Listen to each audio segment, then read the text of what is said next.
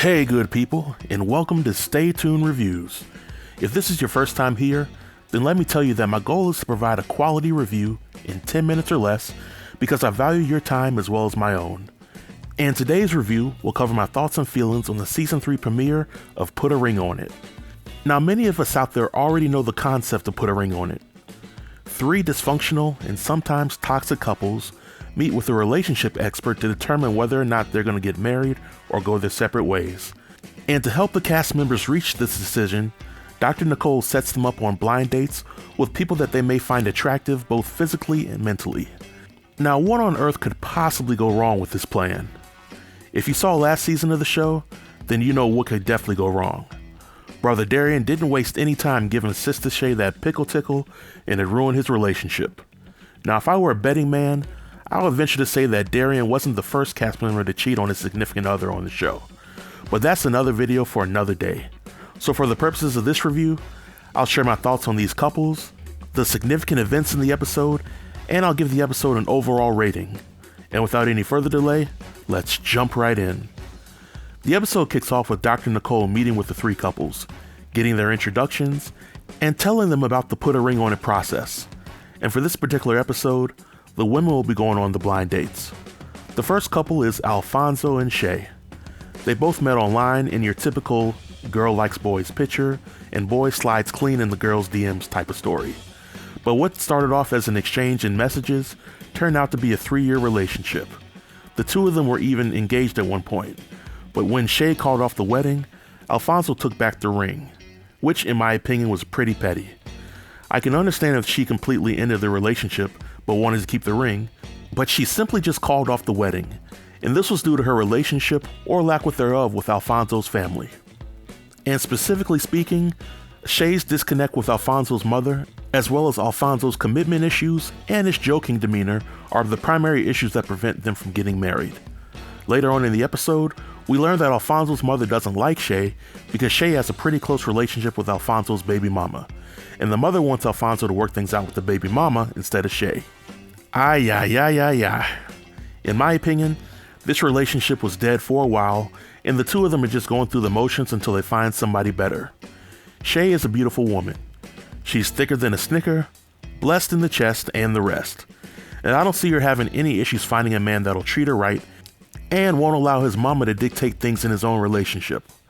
Alfonso likely won't have a problem finding a woman either, but I don't see most women being happily married to him if the mother's causing strife in the relationship. Later on in the episode, Shay goes on a date with a guy named Brian. Brian seems to be everything that Alfonso isn't. Tall, confident, secure with himself, and knowing when to joke and when to be charming. When Alfonso meets Brian, of course there was some jealousy and disrespect on Alfonso's part. But Shay leaves with Brian, and they go to some date where they have to wear a hazmat suit to create some kind of artistic painting. Now this is just me, but I don't know too many women who would be cool with going on a first date like that. Maybe the 5th date, or maybe something to do while they're in a relationship is understandable, but not the first date. But I quickly noticed that Shay and Brian have good chemistry, but it's more on a friendship vibe, and Brian naturally makes Shay laugh. One quote from Shay that I found interesting was that she likes a man that can tickle her insides. I wasn't sure how to completely take that, but because it's close to Sunday, I'll assume that it was pure and innocent.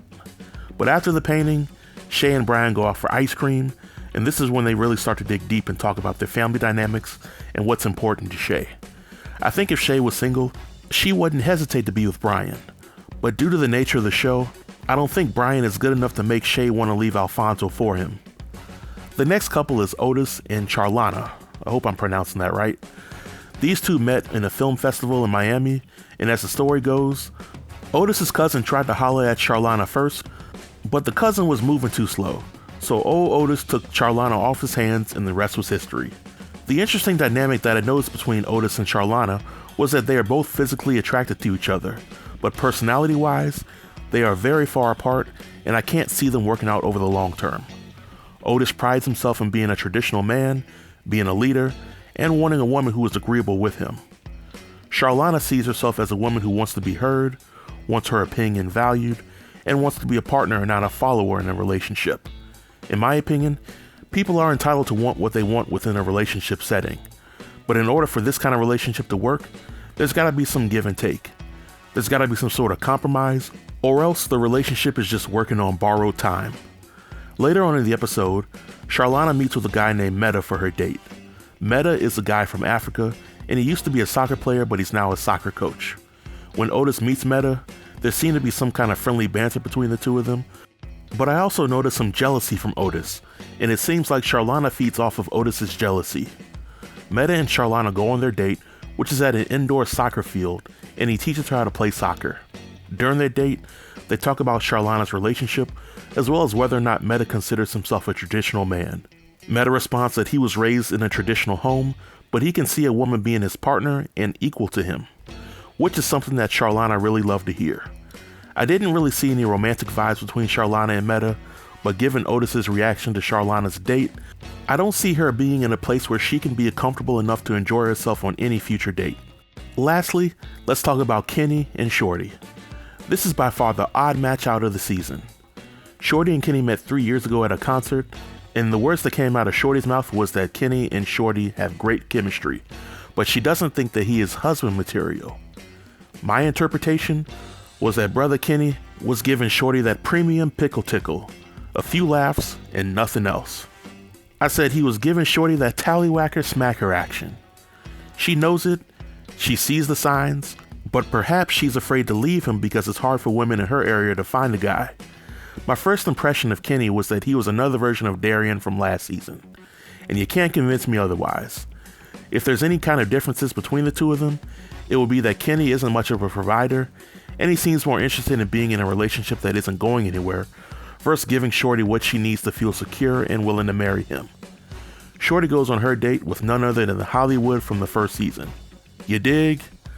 Hollywood takes her to a pottery shop where they get to work with their own clay. There seems to be great chemistry between the two of them. Hollywood jokingly tells Shorty that he has problems getting his clay to rise, and Shorty responds that the trick is to keep it wet. I like how much Hollywood has grown since season 1 of the show, and while it seemed like the two of them had great chemistry, I don't see Shorty going on more than 2 or 3 dates with him. Judging by the previews, I think Hollywood will be going on dates with all of the women in this show, but we'll see what happens from there. Overall, on a scale of 1 to 10, I will give this episode a 6. It was interesting to see the couples open up about their relationship issues to the rest of the world, and judging by the previews for the season, it looks like we are in for one hell of a ride. Now I know some of you are wondering where's my Ready to Love review from last night.